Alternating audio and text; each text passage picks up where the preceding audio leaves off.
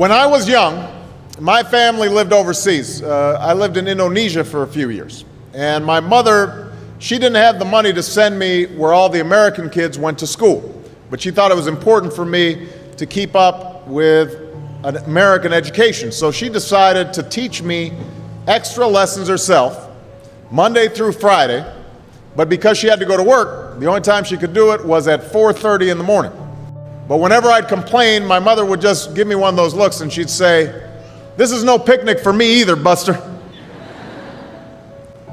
So I know that some of you are still adjusting to being back at school, but I'm here today because I have something important to discuss with you.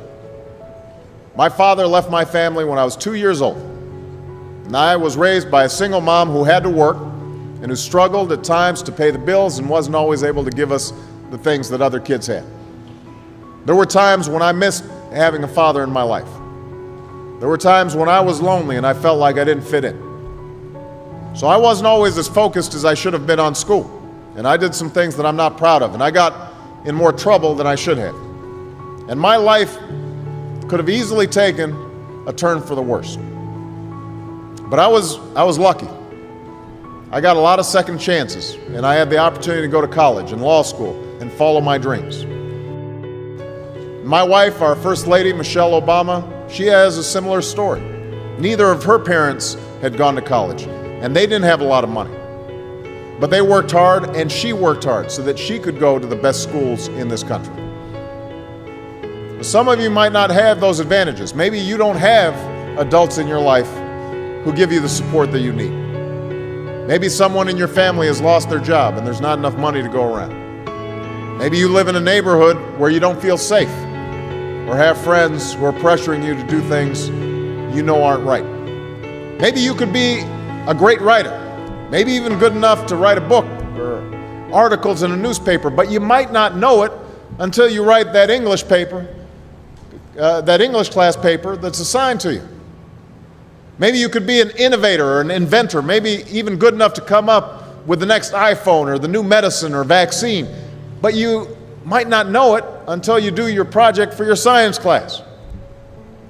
Maybe you could be a mayor or a senator or a Supreme Court justice, but you might not know that until you join student government or the debate team. And no matter what you want to do with your life, I guarantee that you'll need an education to do it. You want to be a doctor or a teacher or a police officer? You want to be a nurse or an architect, a lawyer or a member of our military? You're going to need a good education for every single one of those careers. You cannot drop out of school and just drop into a good job. You've got to train for it and work for it and learn for it. And this isn't just important for your own life and your own future. What you make of your education will decide nothing less than the future of this country. The future of America depends on you. What you're learning in school today will determine whether we as a nation can meet our greatest challenges in the future. You'll need the knowledge and problem-solving skills you learn in science and math to cure diseases like cancer and AIDS, and to develop new energy technologies and protect our environment. You'll need the insights and critical thinking skills you gain in history and social studies to fight poverty and homelessness, crime and discrimination, and make our nation more fair and more free. You'll need the creativity and ingenuity you develop in all your classes to build new companies that will create new jobs and boost our economy. We need every single one of you to develop your talents and your skills and your intellect so you can help us old folks solve our most difficult problems. If you don't do that, if you quit on school, you're not just quitting on yourself, you're quitting on your country. Now, I know it's not always easy to do well in school. I know a lot of you have challenges in your lives right now that can make it hard to focus on your schoolwork. I get it. I know what it's like. But at the end of the day, the circumstances of your life, what you look like, where you come from, how much money you have, what you've got going on at home, none of that is an excuse for neglecting your homework or having a bad attitude in school. That's no excuse for talking back to your teacher or cutting class or dropping out of school. There is no excuse for not trying. Where you are right now doesn't have to determine where you'll end up. No one's written your destiny for you. Because here in America, you write your own destiny. You make your own future. That's what young people like you are doing every day all across America.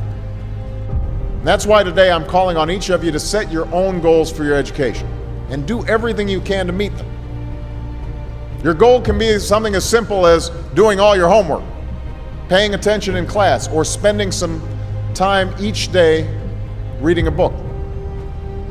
Maybe you'll decide to get involved in an extracurricular activity or volunteer in your community. Maybe you'll decide to stand up for kids who are being teased or bullied because of who they are or how they look. Because you believe, like I do, that all young people deserve a safe environment to study and learn. Maybe you'll decide to take better care of yourself so you could be more ready to learn. But whatever you resolve to do, I want you to commit to it. I want you to really work at it. I know that sometimes you get that sense from TV that you can be rich and successful without any hard work. That your ticket to success is through rapping or basketball or being a reality TV star. Chances are you're not going to be any of those things. The truth is, being successful is hard. You won't love every subject that you study. You won't click with every teacher that you have. Not every homework assignment will seem completely relevant to your life right at this minute. And you won't necessarily succeed at everything the first time you try. That's okay. Some of the most successful people in the world are the ones who've had the most failures. J.K. Rowling, who wrote Harry Potter. Her first Harry Potter book was rejected 12 times before it was finally published. Michael Jordan was cut from his high school basketball team. He lost hundreds of games and missed thousands of shots during his career. But he once said, "I have failed over and over and over again in my life, and that's why I succeed." These people succeeded because they understood that you can't let your failures define you. You have to let your failures teach you. You have to let them show you what to do differently the next time. So if you get into trouble, that doesn't mean you're a troublemaker.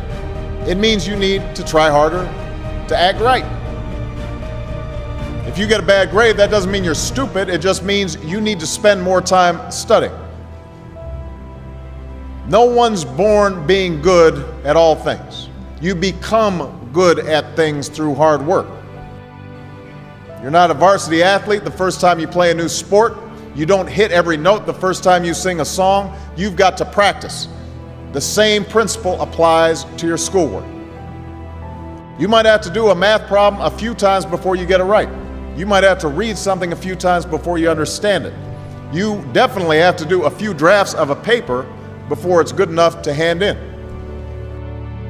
Don't be afraid to ask questions. Don't be afraid to ask for help when you need it. I do that every day.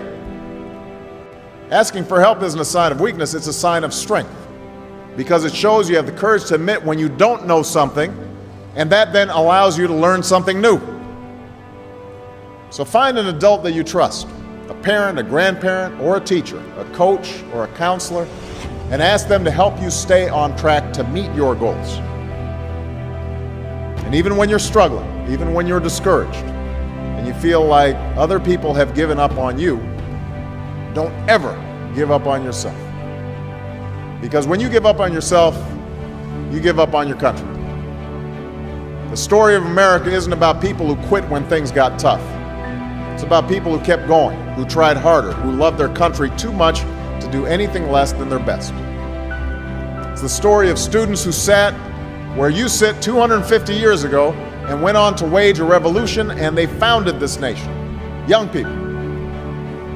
Students who sat where you sit 75 years ago, who overcame a depression and won a world war, who fought for civil rights and put a man on the moon. Students who sat where you sit 20 years ago, who founded Google and Twitter and Facebook and changed the way we communicate with each other. So today, I want to ask all of you, what's your contribution going to be? What problems are you going to solve? What discoveries will you make? What will a president who comes here in 20 or 50 or 100 years say about what all of you did for this country? You know, your families, your teachers, and I are doing everything we can to make sure you have the education you need to answer these questions. I'm working hard to fix up your classrooms and get you the books and the equipment and the computers you need to learn. But you've got to do your part too. So I expect all of you to get serious this year. I expect you to put your best effort into everything you do. I expect great things from each of you. So don't let us down. Don't let your family down or your country down. Most of all, don't let yourself down. Make us all proud.